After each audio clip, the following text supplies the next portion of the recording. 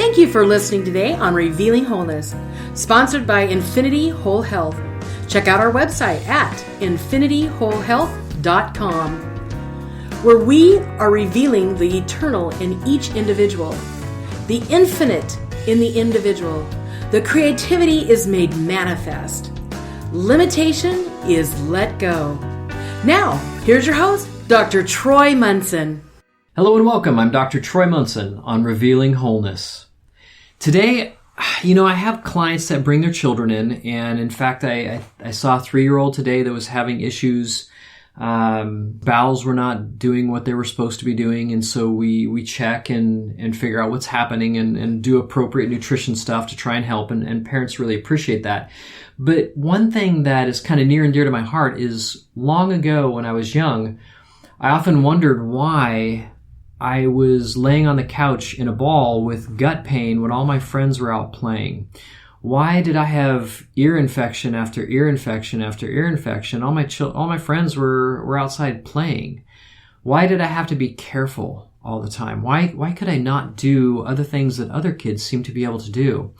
And as I look back, knowing what I know now, I get to look back and say, wow, look at all those nutritional deficiencies that I had. And so let's cover some of those today. I'll have kids in that are very picky.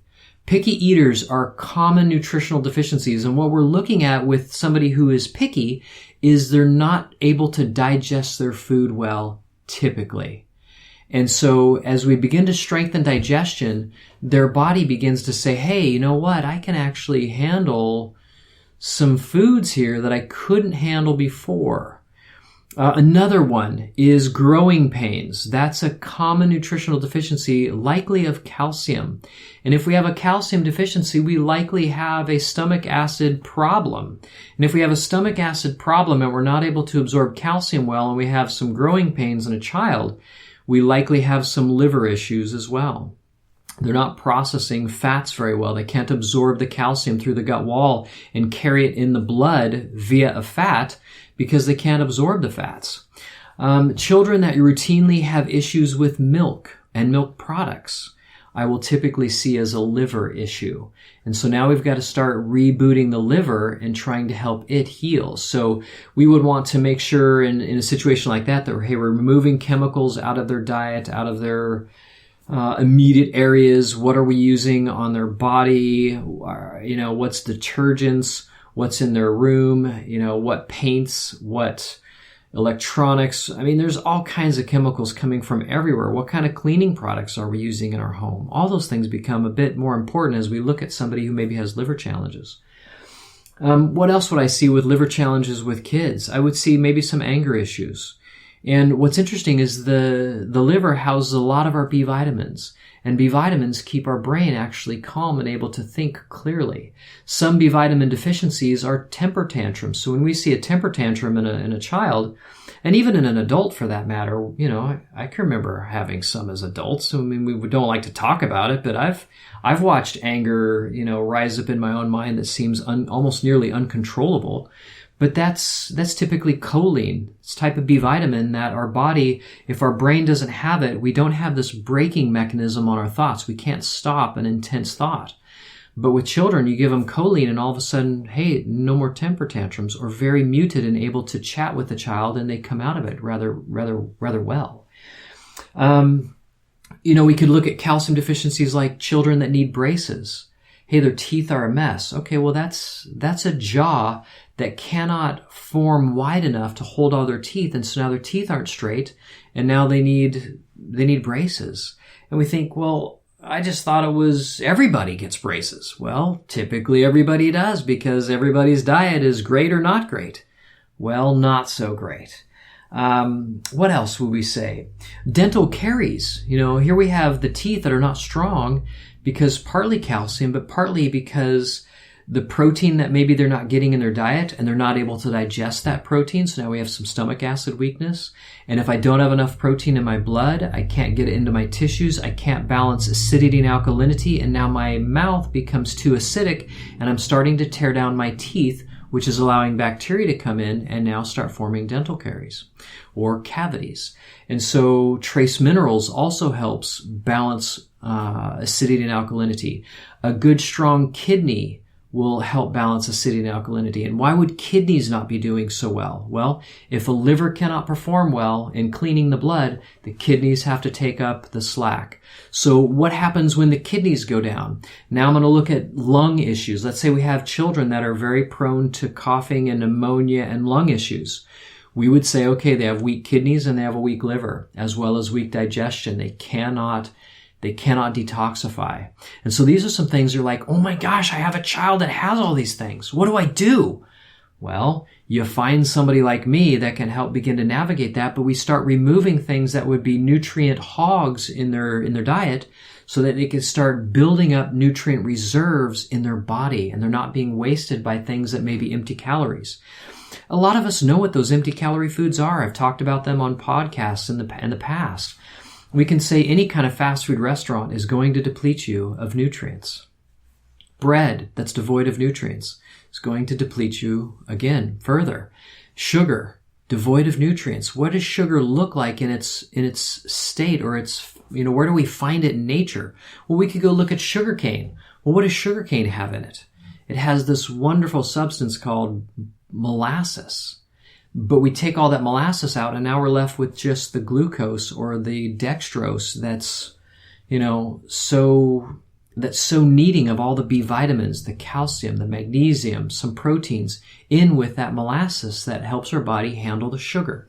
And yet we're constantly processing our foods and destroying it, and therefore to really at the cost of our own body and our own health. And so as we look at these things, what would be some advanced things that we would see in a child? We would see some things like allergies. Allergies are a system that's now more and more dirty, if you will. They're reacting to things that they shouldn't necessarily be reacting to. And again, I'm going to point back to the liver. The liver's job is to clean the system. And if we have issues, we're going to have more allergy type symptoms. We're going to be sneezing more. We're going to be coughing more. All this stuff is related to just poor function and deficiencies.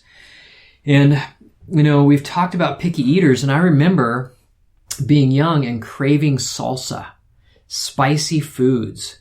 Anybody who craves spicy foods, I'm going to make a bet, and I'll be probably right more than 95% of the time, that they have a weak stomach, that they don't digest food very well.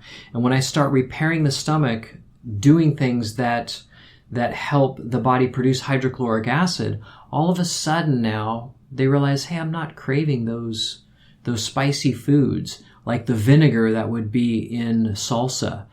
I remember my parents thinking that I would not like cooked spinach in balsamic vinegar, and when I was young with butter, and it was kind of this warm dish that they made, and my sister couldn't stand it. And when they put some on my plate, I tasted it. I was like, oh my gosh, I've come home because of the vinegar in it. I just loved it.